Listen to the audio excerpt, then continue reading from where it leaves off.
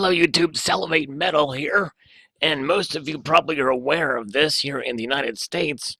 There will be a woman for the first time in over 100 years on circulating currency in a few years, and that woman will be anti-slavery activist Harriet Tubman, which I think is a fine choice to grace the $20 bill.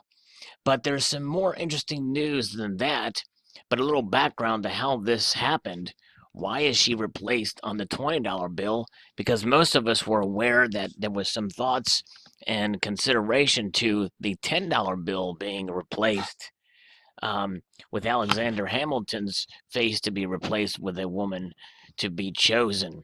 Well, it not only hasn't been the attention of presidential debates as to who that should be on the $10 bill, but there was an opinion survey by the Treasury Department that was sent out, and it met with a lot of opposition to replacing Hamilton on the $10 bill. Apparently, there is a Hamilton lobby out there, and of course, some of you may be aware that on Broadway there was a production called Hamilton, and that just increased the fervor to keep Hamilton on the bill. Well, the compromise early on was to have a co-circulating note with the woman to be chosen on the bill, and there will be other notes with Alexander Hamilton on those notes, and also potential of having him on the reverse of the note as well.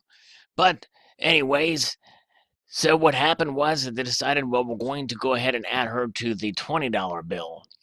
But what's fascinating is that the story doesn't end there. So Harriet Tubman will be on the $20 bill, and there will be changes to the 5 and 10 as well. And I believe the next one in line to be changed is the $10 bill. And here is how the breakdown of the changes that will occur. President Lincoln will remain on the front of the $5 bill, but the image of the Lincoln Memorial on the back will be redesigned to depict historical events that happened there. Opera singer Marian Anderson's 1939 concert and Martin Luther King Jr.'s 1963 I Have a Dream speech. So quite interesting that apparently that image will show those historic events from Marian Anderson. Of course, some of you may realize and understand that Marian Anderson was part of the American Arts commemorative gold medal series that the United States Mint put out, and I showed some of those coins or those rounds in a previous video. The back of the $10 bill will tell the story of the women's suffrage movement, which culminated in the 19th Amendment, giving the women the right to vote in 1920. Among the women to be honored on the back of that bill will be Lucretia Mott, Sojourner Truth, Susan B. Anthony, Elizabeth Cady Stanton, and Alice Paul.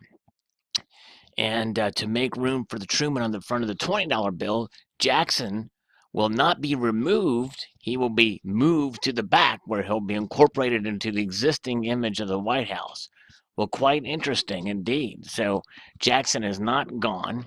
He will not be forgotten, much to the chagrin of some Cherokee Indian tribes out there. Lou said that the image would depict the statue of Jackson riding a horseback in Lafayette Square across Pennsylvania Avenue from the White House. So when completed, the changes will mark the biggest overhaul in the look of U.S. currency since 1928, when the current system of dead presidents were designed. So quite interesting indeed. And here's a little, this is from USA Today, and here's a little slideshow showing the redesign of the $20 bill through the ages here. Very interesting. So, and here's some other statistics about the denominations. Most, with more than 4 times as many bills in circulation, a woman in a $20 bill will have a higher visibility than on the $10 bill. And there's the bills in circulations in billions. Quite interesting. So 20 is, but look at how many $100 bills are out there. Quantitative easing here we see. To finish out this video, we're going to watch another little video that describes some of the history of women on currency.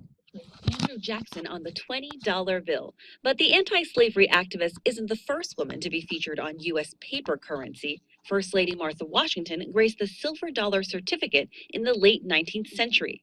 Lady Liberty and Lady Justice adorned fractional currency bills during the Civil War. They've been on plenty of coins, too, along with Susan B. Anthony on the old dollar coin. She was replaced by Sacagawea. Helen Keller's on the back of the Alabama coin in the 50 States Quarter Series. Eunice Kennedy, Queen Isabella of Spain, and Virginia Dare, the first English child born in the colonies, they were all featured on commemorative coins. And there is a whole series of gold coins featuring first ladies. It's quite interesting. A great little video there describing women on our coins and currency. So I hope you enjoyed this video. I'd like to extend the multitude of gratitude to you all for watching and encourage you to please rate, comment, and subscribe.